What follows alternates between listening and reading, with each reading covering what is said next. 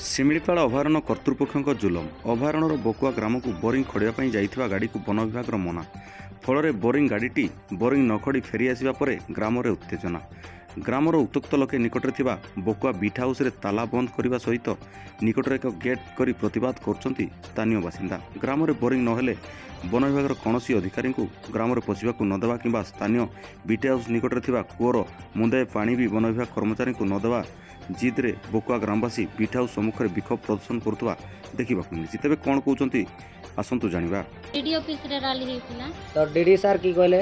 ସେ କହିଥିଲେ ଯେ ଆମେ 2-3 ଦିନ ଭିତରେ କରିଦେବୁ। ସେଟା ଆସି ବି ଥିଲା, ଆମର ଯେହେତୁ ଲିଷ୍ଟରେ ଅଛି ଟ୍ୟୁବଲ୍ ଆସିବ ବୋଲି ସେଥିପାଇଁ ଆସିଥିଲା ସାନକାସିରାରେ ଖୋଳିଲା, ବଡ଼ଖାସିରାରେ ଖୋଳିଲା, ଆଉ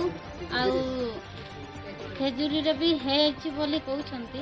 ହେଲେ ସେଇଠୁ ରାତି ଭିତରେ ଗାଡ଼ି ଫେରିଗଲା। ତ ପଚାରିଲୁ ସେମାନଙ୍କୁ, ତ ଗାଡ଼ି କ'ଣ ପାଇଁ ଫେରିଲା? ସେମାନଙ୍କୁ ପଚାରିଲୁ କ'ଣ ପାଇଁ ବକୁଆକୁ ନେଲ ନାହିଁ। ସେମାନେ କହିଲେ ତୁମର ସେଇଠି ଫରେଷ୍ଟ ଡିପାର୍ଟମେଣ୍ଟରେ ଯେଉଁ ଅଛନ୍ତି ବାବୁଲି ଗାର୍ଡ଼, ସେ ମନା କରିଛନ୍ତି ସେଇଠି ଗାଡ଼ି ଯିବ ନାହିଁ। ଗାଡ଼ି ଯିବ ନାହିଁ ଯେତେବେଳେ କହିଥିଲେ, ଏଇ ଗାଁ ଲୋକମାନେ ଯାଇକି ପୋଲର ବି ମରାମତି କରିଥିଲେ। କାହିଁକିନା ପୋଲରରେ ଟିକେ ଆସିବାର ଅସୁବିଧା ବୋଲି ସେମାନେ କହିଲେ ନା। ହେଲେ ସେଥିପାଇଁ ସେମାନେ ଯାଇକି ମରାମତି କରିଥିଲେ। ତଥାପି ଗାଡ଼ି ଫେରିଗଲା। ଯେତେବେଳେ ସେମାନେ ଯାଇକି ଗାଁ ଲୋକମାନେ ଯାଇକି ପଚାରିଥିଲେ ସେମାନଙ୍କୁ କ'ଣ ପାଇଁ ଯିବ ନାହିଁ ବେଳେ ପଚାରିଥିଲେ ବେଳେ ସେମାନେ କହିଥିଲେ କି ବାବୁଲି ଗାର୍ଡ଼ ମନା କରିଛନ୍ତି, ସେଥିପାଇଁ ଯିବ ନାହିଁ ଗାଡ଼ି ବୋଲି ସେମାନେ କହିଲେ। ସେଥିପାଇଁ ଆମେ ଆଜି ଏଇ ଅଫିସଟା ଆମର STR ଅଫିସ ଆମେ ଘେର କରିଛୁ, ଆଉ ତାଲା ଲଗେଇ ଦେଇଛୁ। ଆମେ ସେମାନଙ୍କୁ କହିଛୁ କି ଆମମାନଙ୍କୁ ତାର ସଲ୍ୟୁସନ୍ ଦରକାର।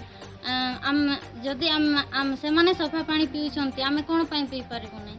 ସେଥିପାଇଁ ଆମେ ଏଟା ଘେର କରିଛୁ ଯେତେ ପର୍ଯ୍ୟନ୍ତ ଏଇ ଅସୁବିଧାର ସଲ୍ୟୁସନ୍ ହେଇନଥିବ। ଯଦିଓ ବା ତୁମର ଯଦି ଏଠି ନଳକୂଅଟା ଖୋଳା ଯାଏ ହେଲା, କିମ୍ବା ଟାଙ୍କି ବସେଇ ଦିଆଯାଏ, ତାହେଲେ ତ ପାଣି ଯୋଗାଣ ଖାଲି ତମ ଗାଁ ଲୋକଙ୍କ ପାଇଁ ନା କିନ୍ତୁ ସମସ୍ତଙ୍କ ପାଇଁ? ପାଣି ଯଦି ଏଠି ଟ୍ୟୁବଲ୍ ବି ଆସିବ କି ଯେଉଁଟା ହେଲେ ବି ବ୍ୟବସ୍ଥା ହେବ, ତାହେଲେ ତ ସମସ୍ତେ ଯିଏ ବି ରାସ୍ତାରେ ଯିବ ସେ ବି ପିଇପାରିବ। ଯେ ଭୋକ ଶୋଷରେ ଆସିବେ, ଅଧିକ ଶୋଷରେ ଯଦି ଆସିବେ, ସବୁଦିନ ତ ଘରେ ଲୋକ ନଥିବେ, ସେମାନେ ଟ୍ୟୁବଲ୍ ପାଣି ବି ନେଇକି ପିଇପାରିବେ। ଏଟା ସମସ୍ତଙ୍କର ସୁବିଧା ପାଇଁ। ତ ବାବୁଲି ସାର୍ ଆମର ଏଠିକାର ମାନେ ଫରେଷ୍ଟର ସାର୍ ଅଛନ୍ତି? ଠିକ୍ ଅଛି, ବାବୁଲି ସାର୍ଙ୍କୁ ଟିକେ ବୁଝିଦେବା।